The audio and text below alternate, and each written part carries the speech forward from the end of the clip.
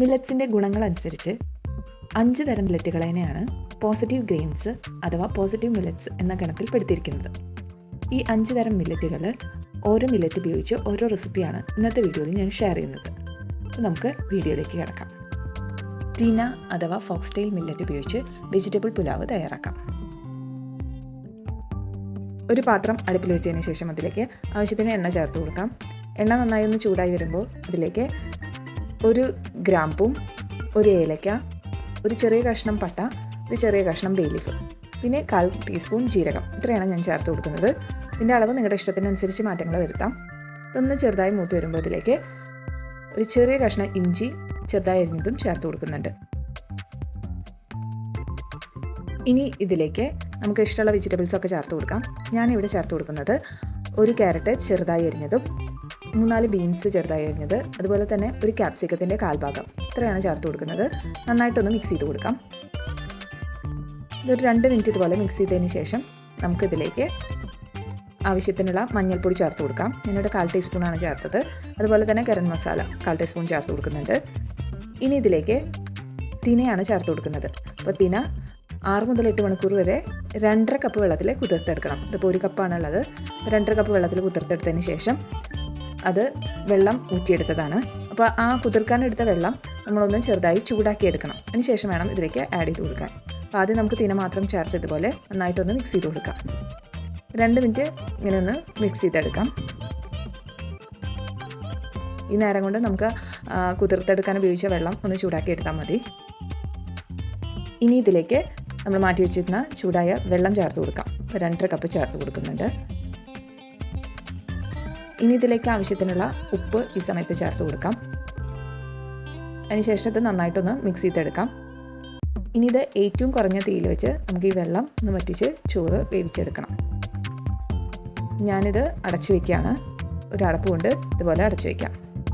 ഫുള്ളായിട്ട് അടച്ചു വയ്ക്കുകയാണെങ്കിൽ ഇത് പൊന്തി പോകാനുള്ള സാധ്യതയുണ്ട്. അതുകൊണ്ട് നമ്മൾ കുറച്ചൊരു ഗ്യാപ്പ് ഇട്ടിട്ട് വേണം അടച്ചു വയ്ക്കാൻ. ഇടയ്ക്ക് ഇതുപോലെ തുറന്നൊന്ന് മിക്സ് ചെയ്ത് കൊടുക്കണം. മില്ലറ്റ് വേവാനായിട്ട് ഏകദേശം 15 മുതൽ 20 മിനിറ്റ് വരെയാണ് എടുക്കുക. ഇടയ്ക്ക് ഇതുപോലെ തുറന്നൊന്ന് മിക്സ് ചെയ്ത് കൊടുത്താൽ മതി. ഇതിപ്പോൾ ഒരുവിധം വെള്ളം വറ്റി വന്നിട്ടുണ്ട്. ഈ സമയത്ത് ഓഫ് ചെയ്യേണ്ടവർക്ക് ഓഫ് ചെയ്ത് ഉപയോഗിക്കാം. ഇതിപ്പോൾ ഒരുവിധം വെള്ളം വറ്റി വന്നിട്ടുണ്ട്. ഞാൻ ഈ ഒരു സമയത്ത് ഓഫ് ചെയ്ത് വെക്കുകയാണ്. നമുക്കിപ്പോൾ കാണുമ്പോൾ കുഴഞ്ഞ മാതിരിയൊക്കെ തോന്നും. പക്ഷെ നമ്മൾ കഴിക്കേണ്ട സമയമാകുമ്പോൾ ഇത് നല്ല ഡ്രൈ ആയിട്ട് കറക്റ്റ് ഇതായിട്ട് വരും. അപ്പോൾ ഈ ഒരു സമയത്ത് ഞാനിത് ഓഫ് ചെയ്ത് ഇതുപോലെ അടച്ച് വെക്കുകയാണ്. ഒരു 10 മിനിറ്റ് വെച്ച് കഴിയുമ്പോൾ ഒന്നുകൂടി ഇത് വെള്ളം വറ്റി വരും. ഇതിപ്പോൾ 10 മിനിറ്റ് കഴിഞ്ഞു. മില്ലറ്റ് കൊണ്ട് പുലാവൊക്കെ ഉണ്ടാക്കുമ്പോൾ നമ്മൾ എപ്പോഴും കുറച്ച് വെള്ളം ഉള്ളപ്പോൾ തന്നെ ഓഫ് ചെയ്യുന്നതാണ് നല്ലത്. ഈ മില്ലറ്റ് റൈസൊക്കെ ഇരിക്കുമ്പോൾ തോറും കുറച്ച് ഡ്രൈ ആയി വരുന്നതാണ്. അപ്പോൾ നമ്മൾ കുറച്ച് വെള്ളത്തോടെ തന്നെ ഓഫ് ചെയ്യുകയാണെങ്കിൽ അത് ചൂടൊക്കെ ആറി വരുമ്പോൾ കറക്റ്റ് കൺസിസ്റ്റൻസിയിലേക്ക് വരും. അതുകൊണ്ടാണ് ഞാനിപ്പോൾ ഇത് ഓഫ് ചെയ്ത് വെക്കുന്നത്. ഇനി ഇത് നന്നായി ചൂടാറിയൊക്കെ വരുമ്പോൾ നമുക്ക് കറക്റ്റ് പുലാവിൻ്റെ മാതിരി തന്നെ വന്നോളും. മില്ലറ്റ് നീർദോശ എങ്ങനെയാണ് തയ്യാറാക്കിയെടുക്കുന്നത് നമുക്ക് നോക്കാം. ആദ്യം വേണ്ടത് മില്ലറ്റ് 6 മുതൽ 8 മണിക്കൂർ വരെ കുതിർത്തെടുത്തതാണ്. ഈ നീർദോശയ്ക്ക് വേണ്ടിയിട്ട് നമുക്ക് ചാമ അല്ലെങ്കിൽ ലിറ്റിൽ മില്ലറ്റ്, അതുപോലെ തന്നെ കവതപ്പുല്ല് എന്ന് പറയുന്ന ബന്യാട്ട് മില്ലറ്റ്, ഇതിലേതെങ്കിലും ഉപയോഗിക്കാം. ഞാനിവിടെ ചാമയാണ് ഉപയോഗിച്ചിരിക്കുന്നത്. 1 കപ്പ് ചാമ 2 കപ്പ് വെള്ളത്തിൽ കുതിർത്തെടുത്തതാണ്. ഈ മില്ലറ്റ് കുതിർത്തെടുത്ത വെള്ളം ഒരു അരിപ്പയിലൂടെ ഇതുപോലെ ഒന്ന് അരിച്ച് മാറ്റാം. കളയേണ്ട ആവശ്യമില്ല, നമുക്കിത് അരയ്ക്കാനായിട്ട് ഉപയോഗിക്കാം. ഇനി ഒരു മിക്സിയിലേക്ക് നമ്മൾ കുതിർത്തെടുത്ത മില്ലറ്റ് ചേർത്ത് കൊടുക്കാം. നാളികേരം ചേർത്ത് കൊടുക്കുന്നുണ്ട്. ഇതിപ്പോൾ 1/2 കപ്പ് നാളികേരമാണ് എടുത്തിരിക്കുന്നത്. ആവശ്യത്തിനുള്ള ഉപ്പും കൂടി ചേർത്ത് നന്നായിട്ടൊന്ന് അരച്ചെടുക്കാം. അരച്ചെടുക്കുമ്പോൾ ഇതുപോലെ ആയി വരും. ഇനി ഇതിലേക്ക് നമ്മൾ ആവശ്യത്തിനുള്ള വെള്ളം ചേർത്ത് നന്നായിട്ട് അരച്ചെടുക്കണം. വെള്ളം ഓരോരുത്തരുടെ ആവശ്യമുള്ള കൺസിസ്റ്റൻസിക്ക് അനുസരിച്ചിട്ടാണ് വേണ്ടി വരിക. നിർദോശയ്ക്കുള്ള ബാറ്റർ നല്ല ലൂസായിട്ടാണ് വേണ്ടത്. അപ്പോൾ അതിനനുസരിച്ച് നല്ല ലൂസാക്കി അരച്ചെടുക്കണം. ഞാൻ ഓൾറെഡി 1 കപ്പ് വെള്ളം ചേർത്തിട്ടാണ് അരച്ചെടുത്തത്. ഇനി ഇതിലേക്ക് വെള്ളം ചേർത്ത് കൊടുക്കണം. അപ്പോൾ ഉപ്പ് ആവശ്യത്തിനുണ്ടോ എന്ന് നോക്കിയിട്ട് ആവശ്യമുണ്ടെങ്കിൽ വീണ്ടും ഉപ്പും കൂടി ചേർത്ത് കൊടുക്കാം. ഇതിലേക്ക് ഞാൻ ബാക്കിയുള്ള വെള്ളം കൂടി ചേർത്ത് കൊടുക്കുകയാണ്.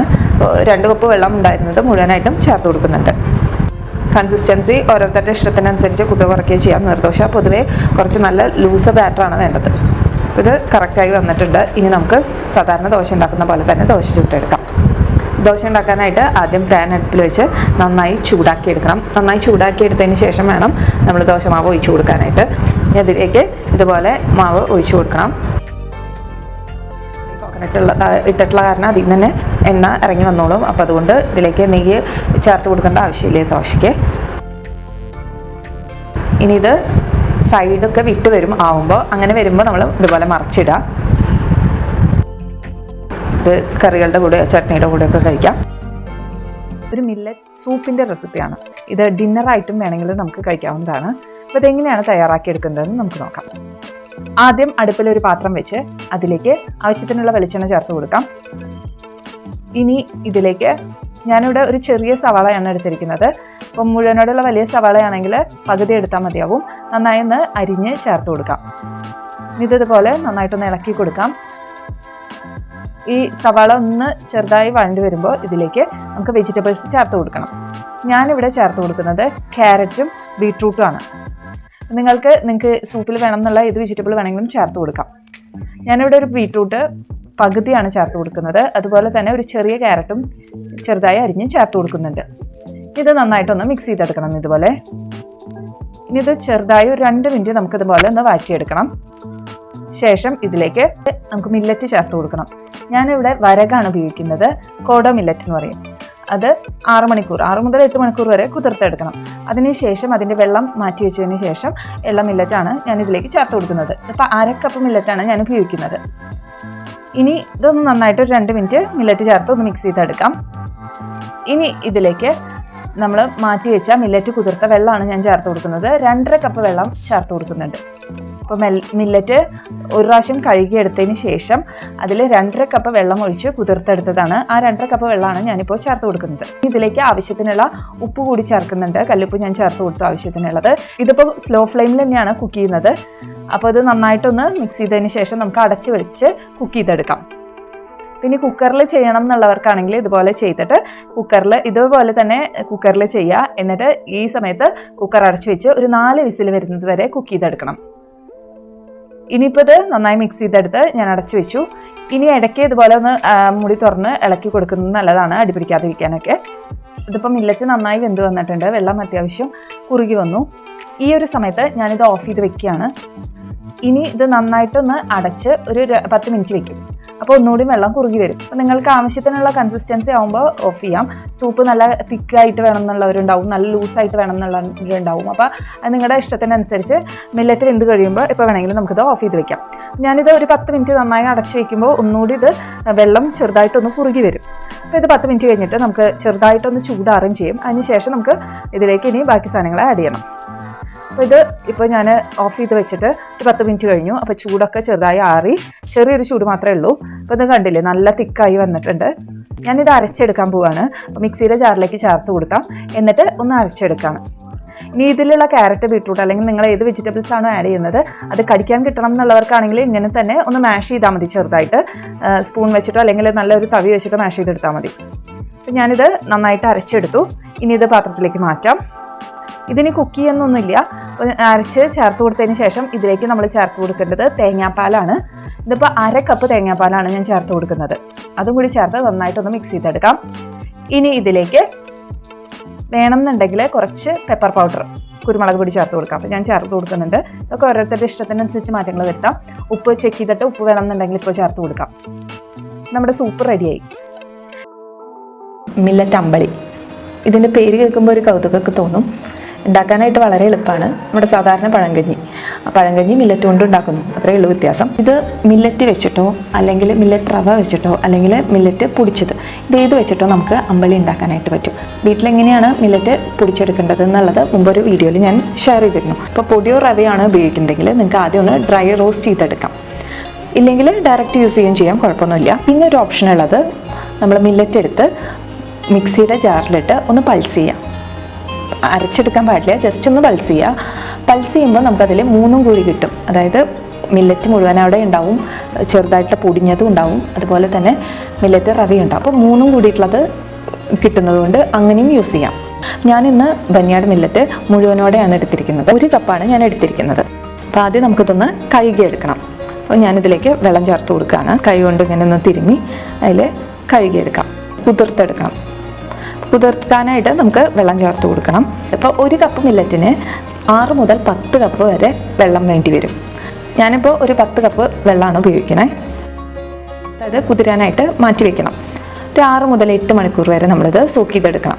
ഈ പറയുന്ന പ്രോസസ്സൊക്കെ സെയിം ആണ്. ഇപ്പോൾ പൊടിയാണെങ്കിലും നമ്മുടെ റവയാണെങ്കിലും ഒക്കെ ഇതുപോലെ തന്നെ ചെയ്തെടുക്കണം.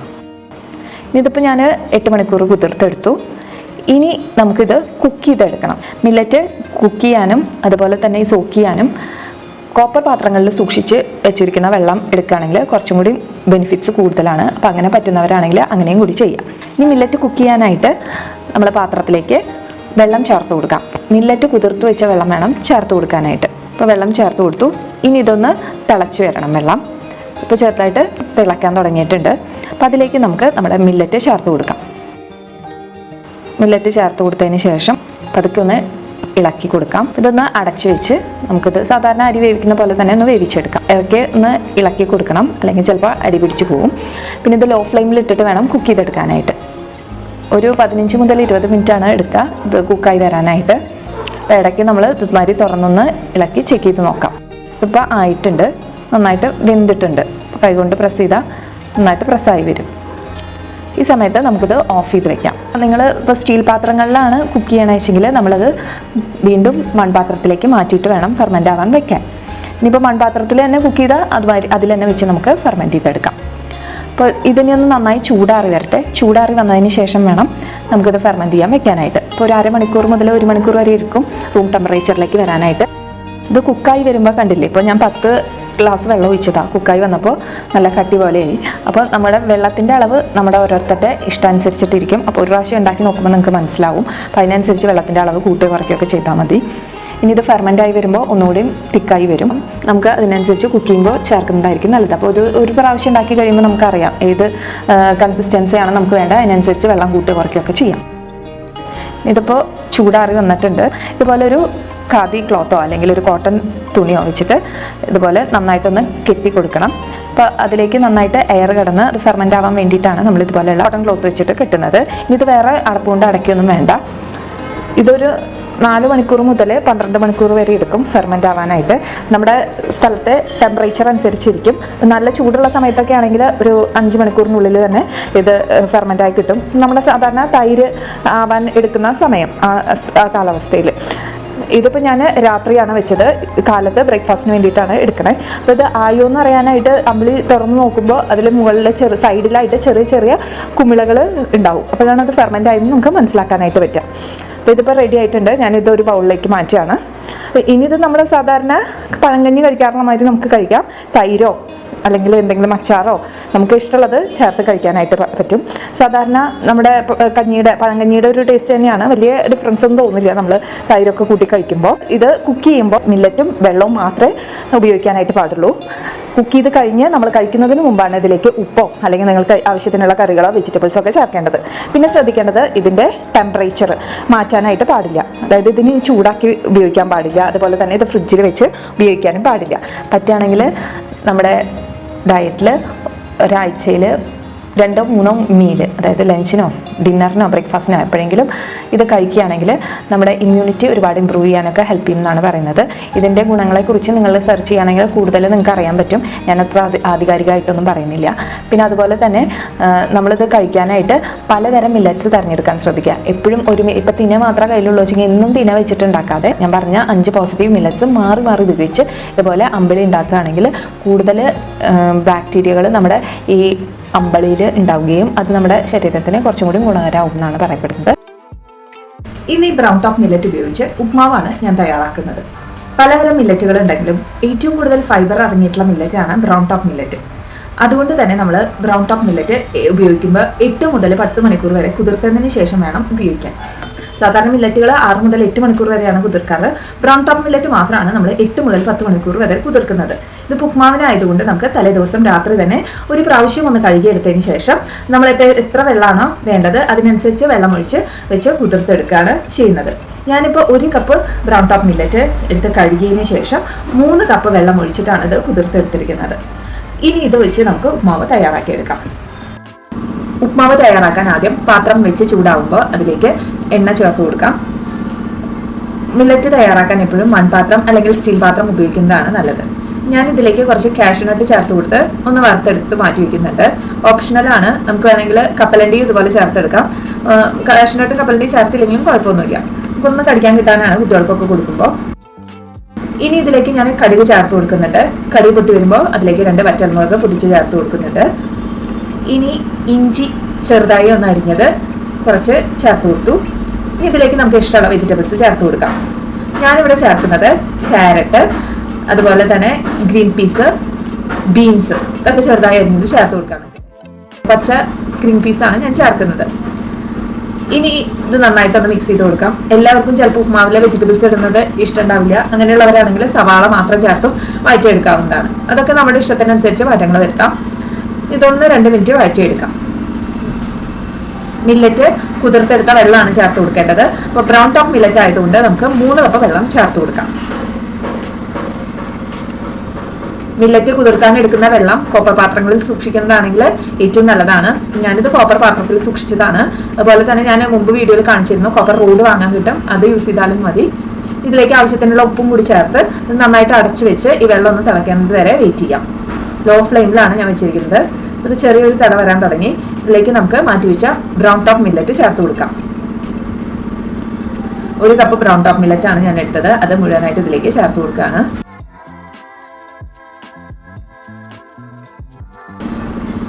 ഇനി ഇത് അടച്ചു വെച്ച് ഒന്ന് വേവിച്ചെടുക്കണം. അടച്ചു വെക്കാം. ഇത് നന്നായിട്ടൊന്ന് വെള്ളമൊക്കെ വറ്റി വരണം. ഇടയ്ക്ക് ഇതുപോലെ ഒന്ന് തുറന്നു കൊടുത്ത് മിക്സ് ചെയ്ത് കൊടുക്കണം, എങ്കിൽ അടി പിടിക്കാനുള്ള സാധ്യതയുണ്ട്. ഇതിപ്പോൾ ഒരുവിധം വെള്ളം വറ്റി വന്നു തുടങ്ങി. നന്നായിട്ടൊന്ന് മിക്സ് ചെയ്ത് കൊടുക്കാം. ഇനി കുറച്ചും കൂടി വെള്ളം വറ്റി വരാനുണ്ട്. ഈ സമയത്ത് ഞാൻ ഇതിലേക്ക് നാളികേരം ചേർത്ത് കൊടുക്കുന്നുണ്ട്. അപ്പോൾ ഇതൊക്കെ നമ്മുടെ ഇഷ്ടത്തിനനുസരിച്ച് ചേർക്കാം. നാളികേരം ഞാനിവിടെ 2 പിടി നാളികേരം ചേർത്ത് കൊടുക്കുന്നുണ്ട്. നമ്മുടെ ടേസ്റ്റിനനുസരിച്ച് ചേർക്കാം. എന്നിട്ട് നന്നായിട്ടൊന്ന് മിക്സ് ചെയ്തെടുക്കാം. കുറച്ചും കൂടി വെള്ളം വറ്റി വരാനുണ്ട്.